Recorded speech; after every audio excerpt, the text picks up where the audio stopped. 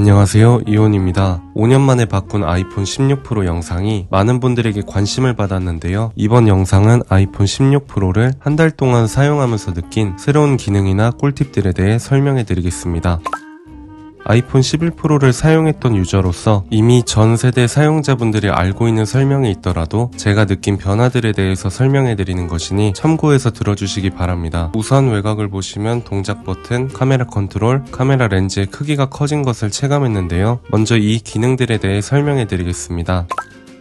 왼쪽에 동작 버튼이 있는데요. 설정, 동작 버튼에 들어가시면 내가 자주 사용하는 설정 값을 선택해서 원하는 앱을 빠르게 불러올 수 있습니다. 버튼을 길게 누르면 앱이 실행되고 다시 길게 누르면 앱을 종료할 수 있습니다. 제어기에서 알람이나 계산기, 챗GPT의 음성 모드로 설정을 해서 사용하고 있는데요. 안녕하세요. 만나서 반갑습니다. 이렇게 동작 버튼에 세팅해두면 내가 찾아서 앱을 실행하는 것보다 빠르게 설정한 앱을 실행할 수 있는 장점이 있습니다.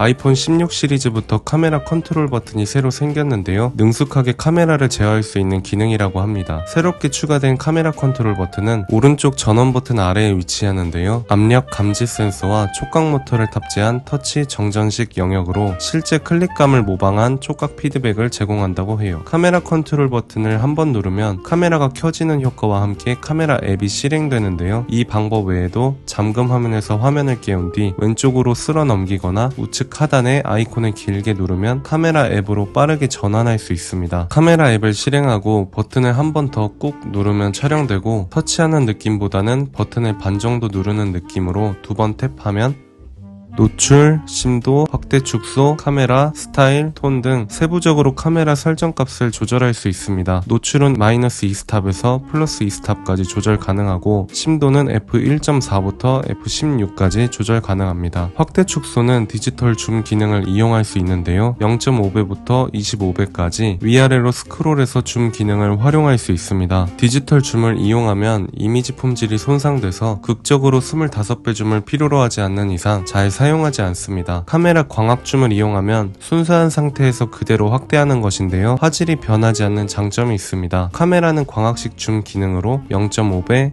1배, 2배, 5배가 있습니다. 스타일이나 톤은 사진의 분위기를 바꿀 수 있는데요. 사진에 필터를 씌운다고 생각하시면 됩니다. 이 기능은 사진의 재미를 더해줄 수 있고 내가 촬영하는 공간에서 어울리는 분위기와 톤을 설정해서 촬영하면 조금 더 드라마틱한 사진을 얻을 수 있습니다. 처음에는 기본으로 촬영하고 사진 앱에 들어가서 편집을 누르시면 원하는 스타일로 변경할 수 있으니 참고하시기 바랍니다. 이 기능은 카메라 포맷을 고효율성으로만 촬영해야 편집이 가능합니다. 아늑하게가 가장 잘 어울리는데요. 실제 보던 아름다운 장면을 사진으로 담을 수 있게 됩니다. 저는 약간 차가운 느낌의 뉴트럴이나 따뜻한 분위기의 엠버, 레트로 느낌의 강렬한 흑백 대비를 주로 사용하고 있습니다. 여기까지 카메라 컨트롤에 대해서 자세히 설명해 드렸는데요. 터치감이나 인식도 부드럽고 좋았는데 아쉬운 점도 몇 가지 있었습니다. 세로 촬영과 가로 촬영 시 나쁘지 않은 위치에 두기 위해서 애매한 위치 선점을 한 것이 아닌가 싶네요. 가로 촬영 시 버튼이 생각보다 안쪽에 있어서 손가락으로 조작하기 불편한 느낌이 약간 있었습니다. 조금 더 우측에 위치했으면 좋지 않았을까 하는 생각이 듭니다. 촬영 버튼을 누를 때 카메라 컨트롤을 꾹 눌러서 촬영할 수 있는데요. 이 버튼을 누르면서 카메라가 흔들리는 상황이 생깁니다. 기껏 구도를 다 잡아두고 구도가 바뀌거나 초점이 틀어지는 단점이 있어 촬영할 때에는 모니터의 셔터 버튼을 눌러서 촬영하고 있습니다. 스마트폰이 점점 발전하면서 카메라의 성능도 빠르게 향상되고 있는데요. 광학 성능이 향상되려면 렌즈의 크기는 감수해야 하는 부분이라서 스마트폰의 렌즈가 돋보이는 느낌이 들 수 있습니다. 24mm와 초광각에서는 최대 4800만까지 촬영 가능하고 2배, 5배 망원에서는 1200만 화소까지 촬영 가능합니다. 카메라 기능도 정말 다양해졌는데요. 타임랩스, 슬로우 모션, 시네마틱, 액션 모드, 카메라 로우, 프로레스 로그 촬영 등 스마트폰 하나만 있으면 펼칠 수 있는 제작의 범위가 정말 넓겠다라는 생각을 했습니다.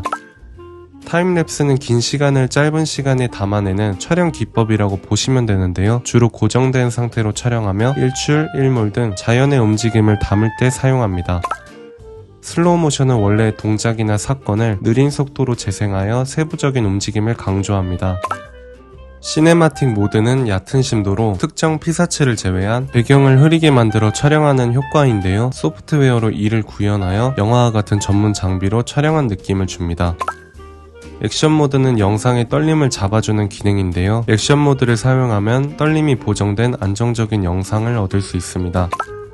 로우는 가공되지 않은 원 그대로의 이미지 자료인 원본을 말하는데요. 후보정 작업에 용이하나 용량이 크다는 단점이 있습니다. 하지만 그만큼 후보정 시 색감이 뛰어나고 노출이나 화이트 밸런스를 조절하여 창의성과 높은 화질의 이미지를 얻을 수 있는 이점이 있습니다. 아름다운 장면이나 중요한 순간에서만 로우로 촬영하고 그 외에는 효율성이 좋은 HEIF 포맷을 이용하고 있습니다. 프로레스 로그는 애플이 개발한 비디오 코덱으로 아이폰에서 고해상도 비디오 촬영 시 사용됩니다. 사진에는 로우, JPG, HEIF 등 여러가지 포맷이 있는데요. 가장 흔한 포맷인 JPG는 용량이 적고 모든 기기에서 호환된다는 장점이 있습니다. 반면에 로우 포맷은 용량이 크고 압축 없이 모든 이미지 정보를 저장해 고품질이지만 로우 포맷을 편집하려면 포토샵 같은 편집 프로그램이 필요합니다. HEIF는 아이폰에서 가장 많이 사용되는 고효율 압축 포맷으로 더 큰 용량의 색 정보를 저장할 수 있고 같은 화질에서 JPG 파일에 비해 용량이 적고 고화질 이미지 저장에 효과적이지만 범용성이 좋지 않은 단점이 있습니다. 후보정을 하지 않으시는 분이라면 JPG나 HEIF를 선택하시면 될 것 같고 파일을 자주 주고받거나 스마트폰에 저장 공간이 여유 있으신 분들은 JPG를 선택하시고 이에 해당하지 않은 일반적인 유저라면 기본인 HEIF를 사용하시면 될 것 같습니다. 저는 고효율성을 선택해서 사용하고 있는데요. 카메라 세팅하는 방법은 간단합니다. 설정, 카메라, 포맷, 카메라 캡처에서 고효율성과 높은 호환성이 있는데 고효율성을 선택하면 아이폰 전용 포맷으로 저장되고 파일 크기를 줄일 수 있습니다. 높은 호환성을 선택하면 JPG로 저장할 수 있는 반면에 동영상 촬영 시 4K 60p까지 촬영 가능합니다. 아이폰 16 프로의 경우 최대 4800만 화소로 촬영할 수 있는데요. 최대 화질로 촬영하기 위해서는 하단에 프로로우 및 해상도 제어기를 활성화시켜 주시고 기본 프로 포맷으로 들어가서 사용자분이 원하는 최대 포맷을 선택해 주시면 됩니다. 로우 파일의 경우 JPG나 HEIF 파일에 비해 용량 차이가 크고 가공되지 않은 원 그대로의 이미지 자료이기 때문에 후보정 작업에 용이하나 용량이 커서 후보정을 하지 않으시는 분이라면 상단의 HEIF 최대 또는 JPG 최대를 선택해 주시면 됩니다. 아래 프로로우 포맷은 가장 호환성이 뛰어난 JPG 무손실을 선택하시면 됩니다. 카메라 앱에서 우측 상단에 최대 포맷 설정을 활성화시켜 주시면 더 높은 화소로 촬영할 수 있습니다. 프로레스 로그는 영상 편집과 후반 작업에 유리한 고품질 파일 포맷으로 이 포맷에 로우 데이터를 포함시켜 더욱 유연하고 높은 품질의 영상 제작이 가능하다는 장점이 있습니다. 하지만 용량이 굉장히 크기 때문에 영화를 촬영하시는 분이나 고품질 영상을 제작하는 크리에이터 1TB 이상의 저장 공간을 가지신 분이 아니라면 이 기능을 자주 사용할 것 같지는 않습니다. 저는 저장 공간이 85GB 정도 남아있는데도 7분 정도만 촬영할 수 있었습니다.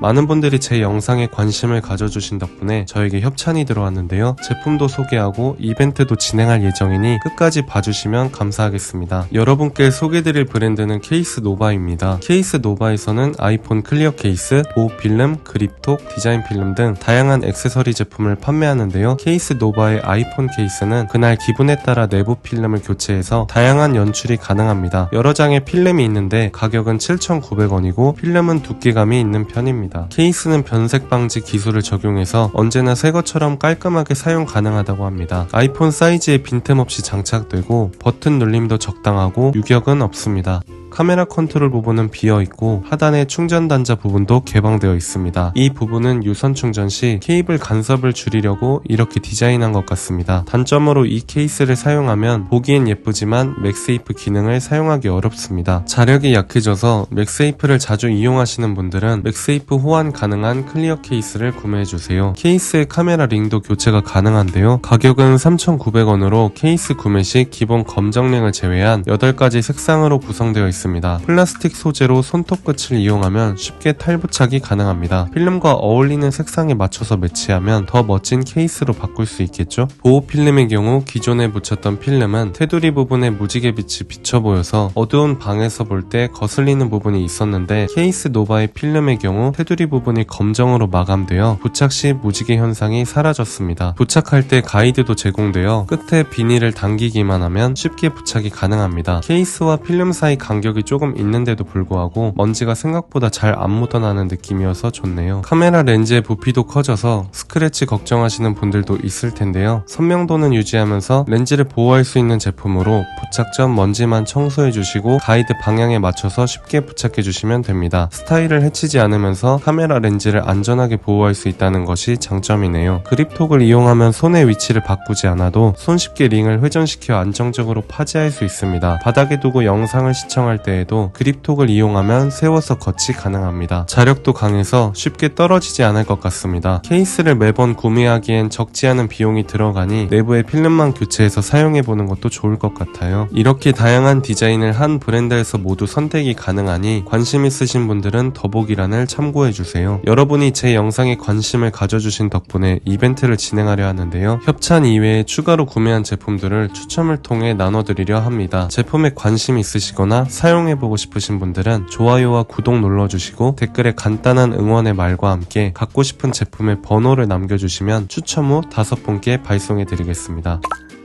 제가 사용하면서 가장 유용했던 기능들이 몇 가지 있는데요. 그 기능들에 대해 설명해 보겠습니다. 아이폰의 뒷면을 탭해서 기능을 실행하는 것인데요. 설정, 손쉬운 사용, 터치, 뒷면 탭에 들어가서 2번 탭 또는 3번 탭에서 원하는 시스템을 선택해 주시면 설정이 완료됩니다. 저는 스크린샷을 2번 탭으로 설정했는데요. 아이폰의 뒷면을 2번 탭해서 빠르게 스크린 캡처가 가능해졌습니다. 사진 모드에서 셔터 버튼을 길게 터치하면 퀵 테이크 비디오 녹화를 시작하는데요. 손을 떼면 녹화가 중단되고 우측으로 밀어 잠금을 해제하면 계속 촬영됩니다. 화면 우측에 바를 내리면 제어 센터 항목이 나오는데요. 왼쪽 상단에 플러스 버튼을 누르면 제어 센터 항목을 추가하거나 수정할 수 있습니다. 내가 자주 사용하는 기능들을 항목에 설정해두면 좋겠죠? 저는 방에 있는 조명을 설정해두고 밝기를 조절하거나 켜고 끄고 간편하게 사용하고 있습니다. 아이폰 16 프로를 사용한 지 벌써 한 달이 지났는데요. 사용하면서 느낀 장점과 단점을 간단히 말해보면 베젤이 많이 줄어들어서 화면이 넓어진 것이 가장 크게 체감되고 사운드도 아이폰 전면 카메라 상단과 C타입 단자 양 옆으로 스피커가 있어서 소리가 풍부하게 들렸습니다. 주사율이 전작에 비해 높아져서 부드럽게 스크롤되는 것이 눈을 편안하게 만들어줬습니다. 사용 전에는 잘 몰랐는데 한 번 두 제품을 나란히 두고 비교해보시거나 한 번이라도 사용해보신 분들은 이전으로 돌아갈 수 없을 거예요. 그 정도로 체감이 많이 되는 부분이었습니다. C타입 단자로 범용성이 좋아지고 맥세이프가 있어서 충전을 하거나 액세서리 장착이 편리해졌습니다. 그리고 무엇보다 배터리 용량이 커져서 사용 시간이 길어졌다는 점입니다. 생각보다 저처럼 아이폰 11 프로에서 16 프로로 넘어가신 분들이 많은 것 같은데요. 제 말에 공감하시지 않을까 싶습니다. 아이폰 16 프로를 구매하신 분들에게 도움이 되었으면 좋겠습니다. 이벤트도 진행하고 있으니 많이 참여해주시고 궁금한 점이 있다면 댓글로 남겨주세요. 영상 시청해주셔서 감사합니다. 좋은 하루 보내세요.